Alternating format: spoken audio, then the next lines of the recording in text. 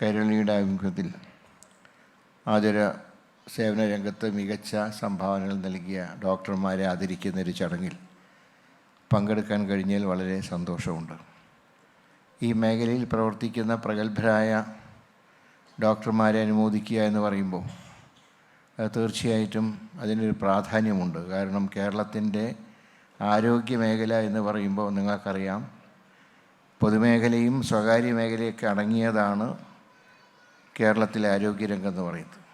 സ്വാഭാവികമായിട്ടും ഗവൺമെൻറ് ആശുപത്രികളെ മുന്നോട്ട് കൊണ്ടുവരാനാണ് ആരോഗ്യവകുപ്പ് ശ്രമിക്കുക. കാരണം പാവപ്പെട്ട രോഗികൾക്ക് ചികിത്സ ലഭിക്കുന്നത് സർക്കാർ ആശുപത്രികളാണ്. എന്നാൽ സ്വകാര്യ മേഖലയ്ക്കുള്ള പങ്കിനെയും ഒരിക്കലും സർക്കാർ വില കുറച്ച് കാണുന്നില്ല. ഇപ്പോൾ തന്നെ നിങ്ങൾക്കറിയാം, പകർച്ചവ്യാധികളെ നിയന്ത്രിക്കാനുള്ള ഒരു വിദഗ്ധ കമ്മിറ്റി സംസ്ഥാന ഗവൺമെൻറ് രൂപം നൽകിയപ്പോൾ ഇരു മേഖലയിലുമുള്ള ഡോക്ടർമാരുടെ സേവനമാണ് അതിന് വിനിയോഗിച്ചത്. ആ ടീമിനെയാണ് അതിന് ഗവൺമെൻറ് ചുമതലപ്പെടുത്തിയത്. ആ ടീമിൻ്റെ റിപ്പോർട്ട് അനുസരിച്ചാണ് ഗവൺമെൻറ് ഇന്ന് മുന്നോട്ട് പോകുന്നത്. അതായത് പകർച്ചവ്യാധികളെ എങ്ങനെ നിയന്ത്രിക്കാം, അതെങ്ങനെ ഭാവിയിൽ അതിനെ തടയാൻ കഴിയും തുടങ്ങിയിട്ടുള്ള വിപുലമായൊരു സംവിധാനമാണ് കാര്യത്തിൽ ഗവൺമെൻറ് സ്വീകരിച്ചിട്ടുള്ളത്. അപ്പോൾ തീർച്ചയായിട്ടും ഡോക്ടർമാരുടെ സേവനം ഇന്ന് വളരെയധികം അത്യാവശ്യം വേണ്ട ഒരു കാലഘട്ടം കൂടിയാണ്. ഇനിയിപ്പോൾ മഴക്കാലം ആരംഭിച്ചു, മിക്കവാറും പകർച്ചവ്യാധികളുടെ വരവുണ്ടാവും. അപ്പോൾ അതിനെയൊക്കെ നിയന്ത്രിക്കാൻ എല്ലാവരുടെയും സഹായ സഹകരണങ്ങൾ ഗവൺമെൻറ്റിന് ആവശ്യമാണ്. അതോടൊപ്പം തന്നെ സർക്കാർ മേഖലയിൽ ഇപ്പോൾ നേരത്തെ ഡോക്ടർ ജയകുമാറിനെ ഇവിടെ അഭിനന്ദിച്ചപ്പോൾ അദ്ദേഹം സർക്കാർ മേഖലയിൽ ജോലി ചെയ്യുന്നൊരു ഡോക്ടറാണ്. തീർച്ചയായിട്ടും ഗവൺമെൻറ് ആശുപത്രികളിൽ ഇതുപോലുള്ള ഡോക്ടർമാരുടെ സേവനം ഞങ്ങൾക്ക് വളരെയധികം ഈ വകുപ്പിന് കാര്യമായിട്ടുള്ള സംഭാവനകൾ നൽകുന്നുണ്ട്.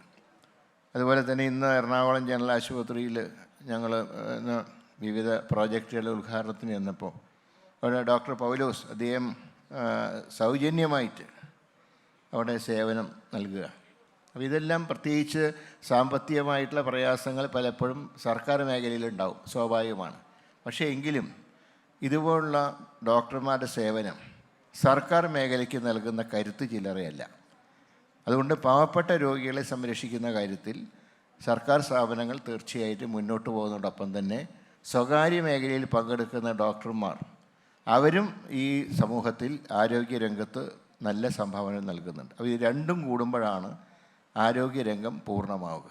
അപ്പോൾ അങ്ങനെയുള്ള ഡോക്ടർമാരെ ആദരിക്കുക എന്ന് പറയുമ്പോൾ സ്വാഭാവികമായിട്ടും ഡോക്ടർമാർക്ക് പലപ്പോഴും പല പ്രയാസങ്ങളുണ്ടാകും. കാരണം ഡോക്ടർമാർ ദൈവദൂതന്മാരല്ല. അതുകൊണ്ട് ചികിത്സിക്കുന്ന എല്ലാ രോഗികളും രക്ഷപ്പെടണമെന്നുമില്ല.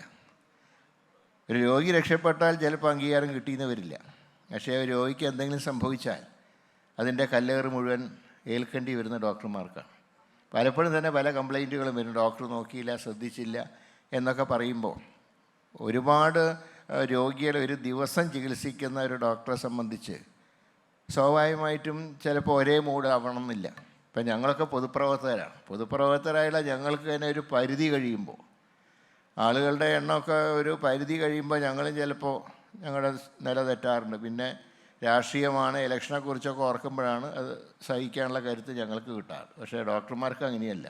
ഓരോ ഓപ്പറേഷനും വളരെ ശ്രദ്ധിച്ച് ചെയ്യണം. കാരണം മനുഷ്യൻ്റെ ജീവൻ അവരുടെ കയ്യിലാണ്.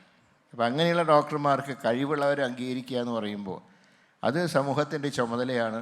അതാണ് കൈരളി TV ഇത്തവണ ആദ്യ രംഗത്ത് മികച്ച ഡോക്ടർമാരെ തിരഞ്ഞെടുക്കാൻ തീരുമാനിച്ച്. ഞാൻ 2017 ശ്രീ മമ്മൂട്ടിയുടെ ഒക്കെ സാന്നിധ്യത്തിൽ അന്ന് സ്റ്റാർട്ടപ്പ് മിഷനിൽ പങ്കെടുത്തവരെ അനുമോദിക്കുന്നതിൻ്റെ ചടങ്ങിൽ, അതിന് തിരുവനന്തപുരത്ത് എൻ്റെ അന്ന് നിയോജകമണ്ഡലമായിരുന്നു. ഇന്ന് ഇങ്ങനെ ചടങ്ങുണ്ട് എന്ന് അതിൻ്റെ ഡയറക്ടർമാർ വന്ന് സൂചിപ്പിച്ചപ്പോൾ അതിൽ പങ്കെടുക്കേണ്ടത് എൻ്റെ ഒരു ചുമതലയാണ് എന്നുള്ളതുകൊണ്ട് തന്നെ ഇന്നിവിടെ എത്തിച്ചേരാൻ കഴിഞ്ഞു.